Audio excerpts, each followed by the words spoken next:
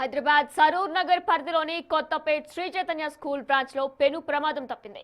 School భవనం పైకప్పు పెచ్చులూడి పడడంతో 8వ తరగతి చదువుతున్న సాత్విక్ అనే విద్యార్థికి గాయాలయ్యాయి. వారం రోజుల క్రితమే వివేక్ అనే 10వ తరగతి విద్యార్థి బాత్రూంలో జారి పడడంతో కాలు విరిగింది. తాజాగా జరిగిన ఈ ఘటనతో తల్లిదండ్రులు తీవ్ర ఆందోళన చెందుతున్నారు.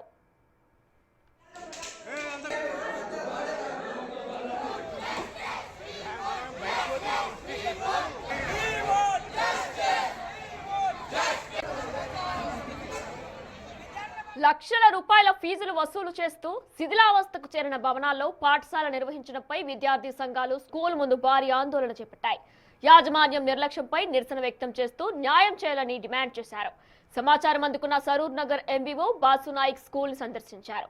భద్రతా లోపాలు ఉన్నట్లు నిర్ధారించారు. దీంతో తక్షణ చర్యగా కొత్తపేట్ బ్రాంచ్ ను తాత్కాలికంగా సీజ్ చేస్తున్నట్లు ప్రకటించారు.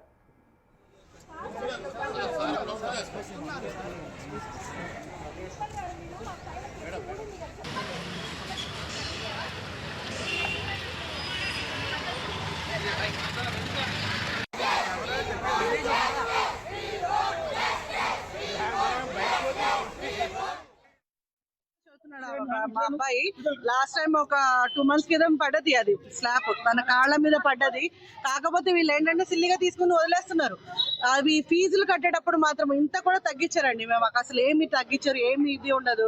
కాకపోతే అన్ని కాంపిటీషన్స్ అవి ఇవి అనే డబ్బులు పీకుతూనే ఉంటారు. తీసుకున్నారు. దానికి తగ్గట్టు మాకు ఈ బాత్రూమ్స్, ఈవెన్ బాత్రూమ్కి వెళ్ళాలన్నా ఇంటికి వచ్చి వెళ్తాడు. అంత గలీజ్గా ఉన్నాయేమో మా బాలేవు అసలు అనుకుని. ఒకవేళ అక్కడికి వెళ్తే కూడా అదంతా జుగురు పాకుడు పడిపోవడము.